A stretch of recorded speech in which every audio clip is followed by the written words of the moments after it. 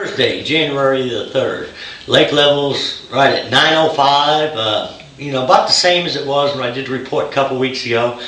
They were actually generating a little bit of water today. Water temperature, I haven't been out. I've been gone. I've been in Florida for a week and a half or so. That's why I didn't do a report last week. I got back into town. It was 14 degrees. I guess I've been wanting the water temperatures to cool down, so I'm sure it has in the last 2 weeks. Today I actually trout fished on Taney-Como.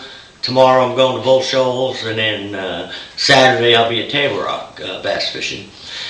But with this water cooling down, it should be, that's what, I've kind of been wanting to get these fish grouped up, and that should be going on. The water temperature should be in the mid to high 40s. I mean, it was 49 degrees over there at Taney-Como today, and that's about what it should be over there on Table Rock on the lake. Like I say, I'll find out Saturday. But, we were starting to catch them pretty good on an Alabama rig and a jerkbait before I took off for vacation. And I looked at the results last weekend. They had a local tournament. 6 fish was 18 pounds, which is still pretty tough fishing for this time of year. It looked like the weights dropped off, pretty quick. I've got some friends up, been fishing Stockton and Lake of the Ozarks, which is further north of here, and the water's down in the low 40s, and I guess they're biting good up there on a jerkbait and an A-rig. So that should be working its way this way. A couple things I'm going to go over is a couple different ways. We've talked a lot about the A-rig and the jerkbait, but when these fish start getting, when the water gets real cold like this, a thing I look for is in the centers of these real deep creeks and cuts. One of the things to keep an eye out for is the gulls. You want to keep an eye out for the seagulls and especially the loons. If you get into an area where there's a bunch of birds flying around and you see gulls diving down and coming back up, there's a real good chance, it's almost 100%, that you're going to have bait fish down there. So what you want to do is idle around the bait, see how deep the bait is, and normally the fish will be down underneath the bait. And if you can get into these fish when they're out there schooled up like that, depending on how deep they are, most of the time they're going to be anywhere from 30 foot to as deep as 60. I don't know what squeaked on his low. He got underneath my fishing rod there. The line must have hit his back, but it freaked him out. Anyways, these fish are going to be, underneath the bait, and depends on how high the bait is as far as what depth. But for the most part, they'll be 30 to 60 foot. And a lot of different ways you can catch them. I mean, you can catch them on a drop shot, a grub or spoon.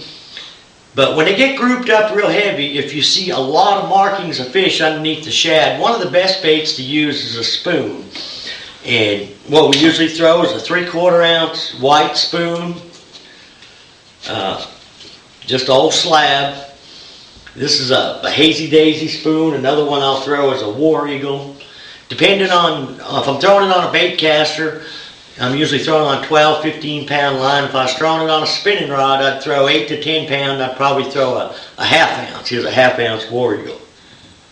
But something that works real good this time of year, especially in the winter, and I don't know why it works better than the spoon, but it's an ice fishing jig. Rapala makes it. It's a 3/4 ounce, maybe a little bit heavier. It's got 3 hooks on it. And we basically fish it just like a spoon. This thing's really got a real erratic action when you're vertical jigging it. When it's going back down, it'll go sideways quite a bit. And a couple different, I like this white with the chartreuse on the head. And also this white and blue works real good. But pretty much what we do is we just find the bait and the fish on the electronics and, drop either the spoon or this Rapala ice fishing jig down into them, just vertically jig it. Now the ice fishing jig, I don't vertically jig it as hard as I do a spoon. Usually that spoon, I'll pop it up 3 or 4 feet, let it go back down, and you want to let the spoon and the jig kind of free fall, but you want to keep your rod tip, not on a taut line, but like a semi-slack line. And most of the time what's going to happen, you'll just see the bait stop. A lot of the times you're out there in 80 to 100 foot of water, and these fish will be up there suspended 30 to 50 foot deep. Sometimes they'll be over the treetops, but if the bait's out there, they're usually not relating to anything but the bait. They're following the bait around. And like I say, this has got a real erratic fall on it. I usually throw it on pretty heavy line, 12 to 15 pound if I'm throwing it on a bait caster. That way if I get it stuck in a treetop, I can usually straighten out one of the hooks. Now if you start seeing just some individual fish on your electronics, what I'll do is I'll drop down either a single tail grub, a drop shot, or a gets it will work good. But this time of year in the winter, I seem to do a little bit better on just a 4-inch grub. I usually use a 1/4 ounce to 3/8 ounce jig head, depending on the wind and the depth. But usually 1/4 ounce is good all around. And the two colors I'll usually throw is a smoke with black flake and salt and pepper, which is kind of like an off-white with black flake. Now this is, different pours, you'll get different colored baits. Both of these baits are the same color, but they're just out of different pours. One's a little darker. This is actually a 5-inch, this is a 4. I seem to do a little bit better with the smaller bait, with a 4-inch. And if I was to throw a tube like it gets it, I'd use the same head. I'd just stick it up inside the tube, and I would probably use like a white tube with some black flake, or kind of like a black and an off-white, something that looks like a shad.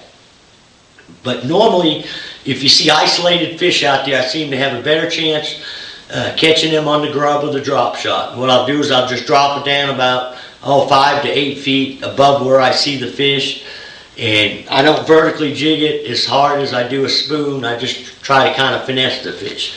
But if you can find the fish underneath them big groups of shad, which before I went on vacation, I hadn't been finding them big shad out in the centers of these creeks. They were more towards the back. That's where the Alabama rig and stick bait was working for me.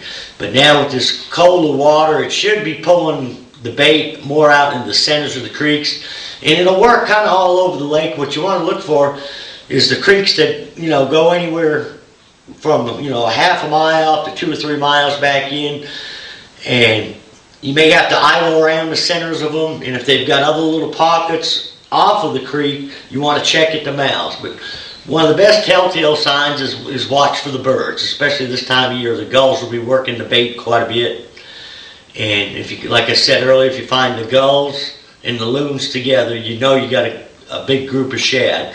Now sometimes that bait will be up pretty high too. It may be up 15, 20 feet.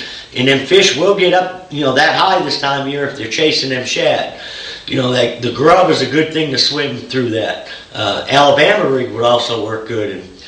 And another bait, when it gets really tough, if I can't seem like I can catch them on the grub or the spoon, I'll throw an old bucktail jig, either 1/4 ounce or 3/8. Now, once this gets wet, it's going to fall a lot slower than the grub does. This is something that I like to throw a little bit later in the winter, early spring, when the fish start moving up a little bit more around the treetops. But this time of year, if I can find the fish and can't seem to get them to bite the spoon or the grub, a good thing to try is a hair jig. And like I said, I'll just throw a 1/4 ounce or 3/8. I don't even know what brand these are. These are some I've had some guys make up for me. And I'll fish it just like a grub. Either vertical fish it down if I can see the fish. If they seem to be up higher, like I was talking in that 15 to 20 foot water column, I actually cast it out, count it down to about 20, and just swim it back real slow. Just a steady retrieve. You won't feel much of a bite. It'll be a lot like a swim bait bite or an Alabama rig bite. The fish will just load up on it. So I'm going to get out and do some fishing the next 3-4 days, and I'll have a lot more accurate fishing reports for you next week. So till then, good luck, good fishing.